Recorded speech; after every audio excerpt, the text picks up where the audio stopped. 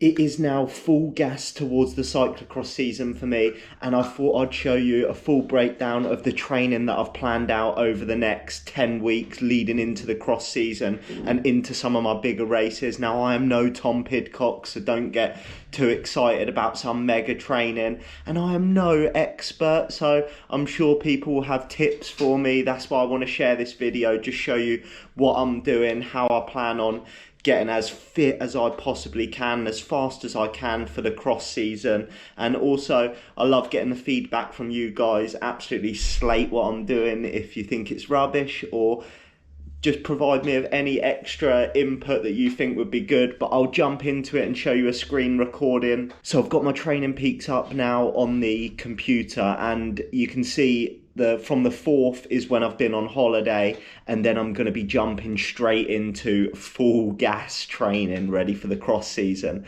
So I am going to be starting, as you can see here, with a 4-week base block. So I'm fully coaching myself, and I'm going off what has worked for me over the last year. So I know what you're thinking, cyclocross, only an hour race, do you need to do a base block?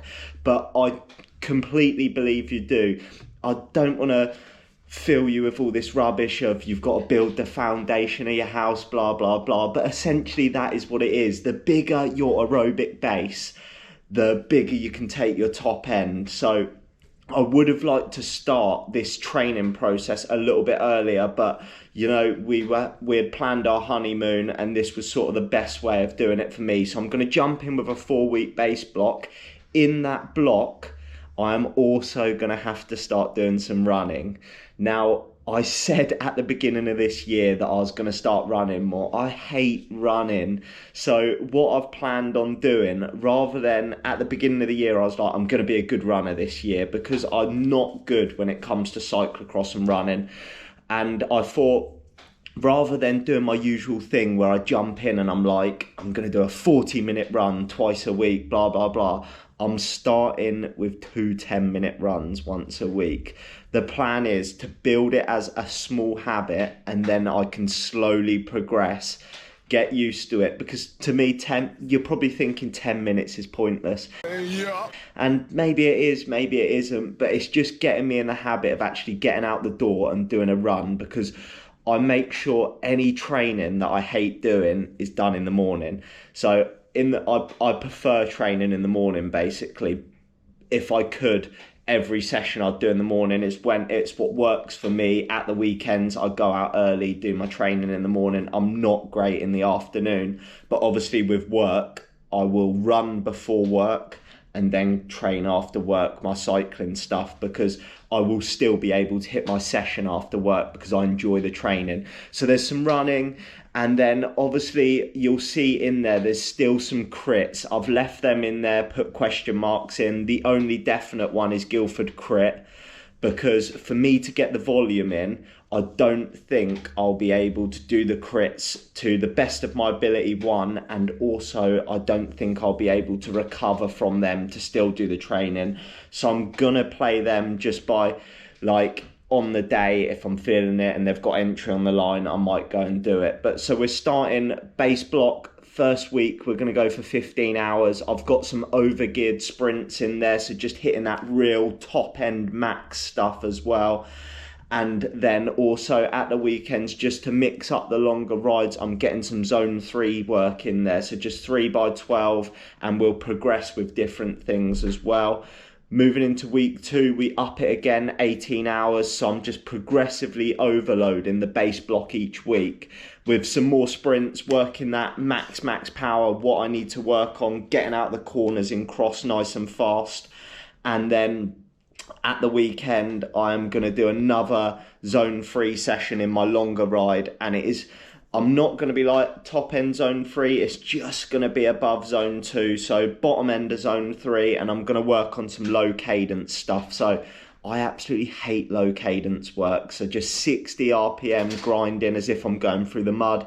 The runs are jumping up, a big old 15-minute run.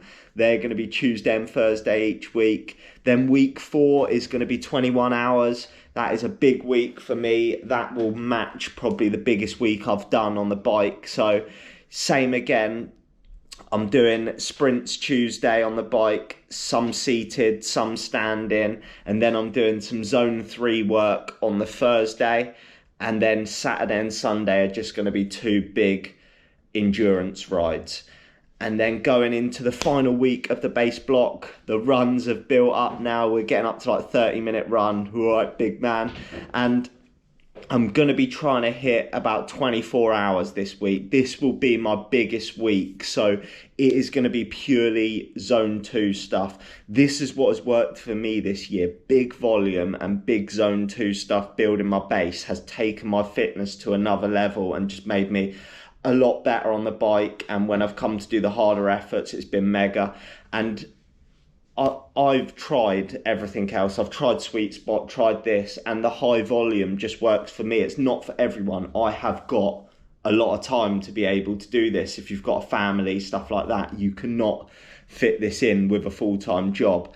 But it's going to be easy hour and a half, 3 at zone 2, zone 2, zone 2 with a couple of runs. I'm then going to have a rest day on the Friday before doing 2 6-hour back-to-back rides.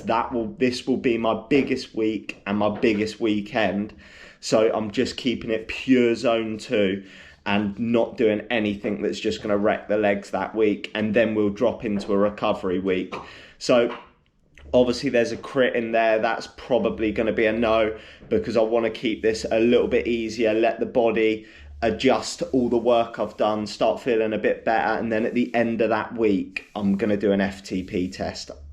Or I say that now, I'm hoping I will stick to this.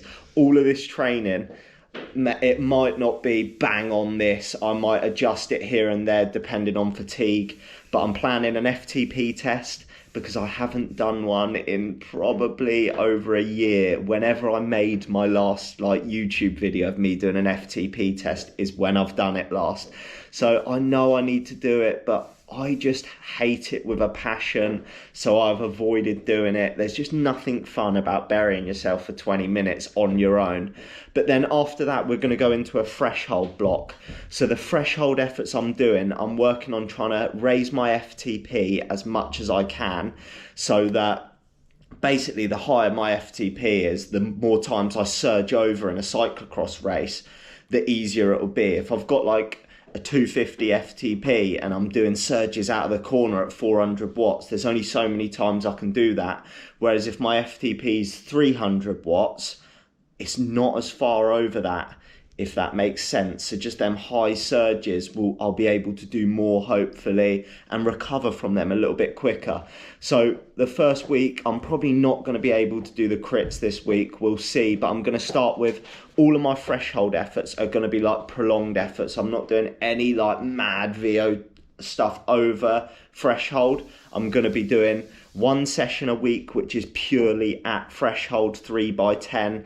It'll be like plus or minus 5% either side, and then an under-over session at the weekend. The prolonged efforts are what I'm rubbish at. I am good at doing 30 seconds in, 30 seconds off, and that's why I like cross.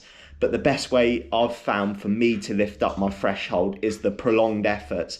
Get used to doing basically what the FTP test feels like and what I hate doing. And in this week, I'm now going to start adding some intensity to my runs, a few hill sprints here, and also a 30 on, 30 off style running workout. Just one of the sessions, try and increase some intensity, because I'm obviously not going to be running at zone 2 during a cross race. Each week the threshold sessions are going to go up. So looking here, this first under over session I'm doing, is it 3 lots of 10 minutes at slightly over, slightly under, and then the next week's going to be 4 lots of 10, and then the week after that is going to go to 4 lots of 12 minutes. And also the threshold session's gone 3x10, 3x15, 3x20, trying to progressively overload. The sessions I've planned, they're going to be Tuesday, Saturday. I feel like after a recovery-ish ride on Monday, I'll be feeling fresh on Tuesday. And after a rest day on Friday, I'll be pinging on Saturday, hopefully. The only difference is with week 3 of this block is cross season starts. So I've moved the threshold session to the Thursday, and I'm still going to be training. The main first race is Nationals, which I'll scroll down.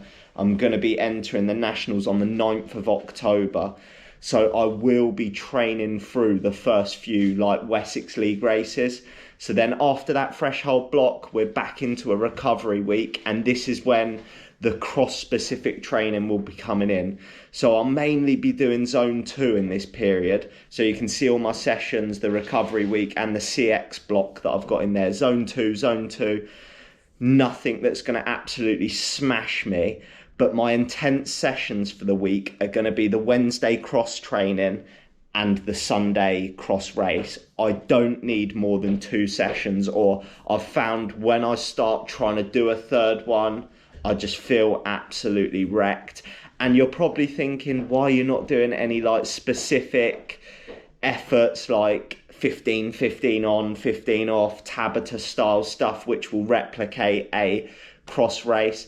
Because the only pure efforts I've got in are the threshold work, and it's not by choice. I wouldn't have them in there, but if I want to increase my FTP, I've got to have them in there. But for the intensity for my cross, the Wednesday cross training will have some race replication stuff, and also obviously the cross race on the Sunday will be exactly the same high intensity race efforts. That's what has worked for me this year, especially in crits. I've found when I've tried to do specific workouts for training for crits and stuff like that, I fail them more often than I complete them, because it's not that I'm making them too hard. It's that when I'm out on the road on my own, I just can't physically push myself as hard as I need to, and I'll sort of be like, oh, I'll wrap my bangers in this weekend, I'll give up. And for me, being in a race simulation position where I'm just absolutely burying myself against other people in the races, in the training, is much more beneficial for the way I like to train. And I sort of picked this up from my little brother.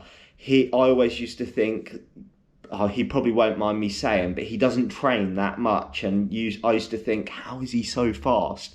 But he was race fit, and I have implemented that, basically stolen it off him, implemented it this season with the crits, and I've realised it's just taken me to a new level using races to get my fitness. It is not for everyone. Some people like the structured workouts. That's how I push myself to the absolute limit. But I know there's not really any way of progressively overloading, but it will get me 2 high intense sessions in. You'll see here, I haven't added in any running yet. I still will be running through this period, but it is mainly just zone 2, Wessex League races, cross training, until we go into this recovery week here, where we're just going to do a couple of easy days, the cross session, a travel day, and then hopefully we peak. If I can get into the National Trophy round 1, perfect, race that. And that is my main first goal, the 9th of October. Try and do as well as I can, and hopefully not get my backside handed to me like I did at National Champs. So that is the peak for that. But I hope you've enjoyed this little breakdown of my training. I just thought I'd give you a little bit more of an insight.